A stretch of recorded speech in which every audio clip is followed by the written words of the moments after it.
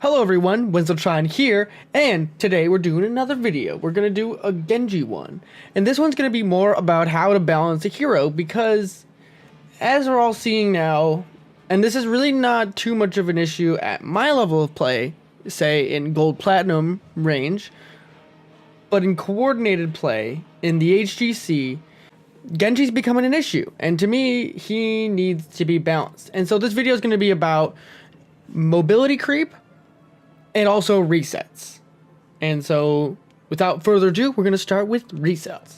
As everyone knows, Genji is one of the few heroes in the game that has a reset-like ability. It is his Swift Strike, his E. Within 2 seconds that an enemy hero dies, you can reset your Swift Strike, and also refunds the mana cost. I didn't know about the mana cost part because, you know, you kind of glance at the ability, it's here reset, and you're kind of done with it. And so this makes you do plays where you go in behind enemy lines, you get hit by a tower, and then start right back out. This is cool. It is a really cool playstyle of the character. Don't get me wrong.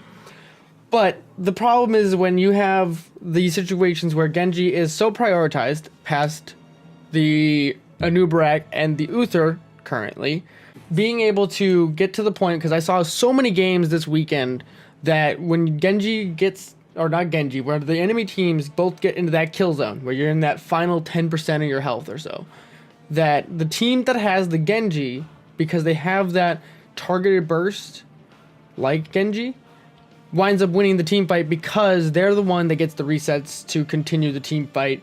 And then, you know, you get these weird comps where you go Genji Li Ming, and then you have these crazy playmaking abilities where you have just insane resets of the character where you can just... I'm going to toggle cooldown so I can just show you what you do. You know, you're just derping everywhere, just doing everything that you can just to get the kill. And, like, I don't see the counterplay on that, in my opinion. Like, there should be a way to counter that. And really, the only thing is that your team gets the outpoking advantage, and that's it. Like, you get to the kill zone, as long as Genji does not die, that's it. And so this leads me down to Genji has very little counterplay. That's his mobility creep. He has his D, which is the jump, where he can jump over terrain yet again. So he basically has two abilities where he can go over terrain, and one that is much farther. As that, I mean, there is literally no hero in the game that can do this other than Medivh portals. Basically, that's it. There's only those two, and maybe like an Anubarak. But even Anubarak, I don't think. No, Anubarak is shorter than this. Not by much shorter, but it's definitely shorter.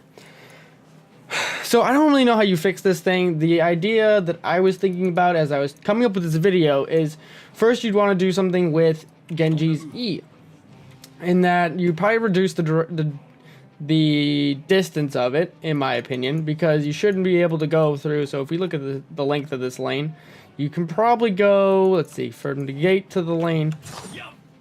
That's... So you got a third of the lane per... I'm stuck in the wall. So you have a third of the lane per Swift Strike. That's crazy. And then on top of that, I mean, most of Genji's talents don't actually like severely impact his playstyle. They're kind of minor upgrades because they knew that his kit is so strong that they didn't want to make it that much more powerful. But the abilities like Agile Dismount here, this increases your range and reduces the cooldown of this ability by half. So this is insane. I pressed the wrong button, of course. I fat-fingered like Fatty McFat. Anyways, you know, you can... That's a huge leap. To be able to reposition in a lane as you're coming in for a gank, even. Because the idea with the Agile Dismount is you're being able to run in and get ready to, you know, pick someone off. Long story short, I would definitely reduce certain abilities. I think Agile Dismount probably could be nerfed there if they wanted to keep it not as ridiculous, or they reduce the cooldown. The E thing, this ability is a nightmare to balance because they already made this character shift, you know. It's iconic for the character now at this point, so they cannot get rid of the reset, period. It's just not gonna happen, never. So the only thing I can think of is maybe refunding half the mana so he becomes more mana hungry, Let's see, how much mana does it use? It only uses like 1/10 of his mana per cast. Yeah, it basically takes up all of your shurikens to even come close to that. 75, yeah, he's got 75 mana and the total max mana is 500. So either increase the mana cost of the E so that he becomes mana hungry and has to pick when he goes in, like a sniper, you know, making him like a Nova in that sense, a melee Nova. Because not getting the reset or reduce the window of which the hero dies to make it getting a reset harder. Because the game in itself is already pretty forgiving when it comes to resets. It's only in when you participated in the kill, but it has to hit the hero.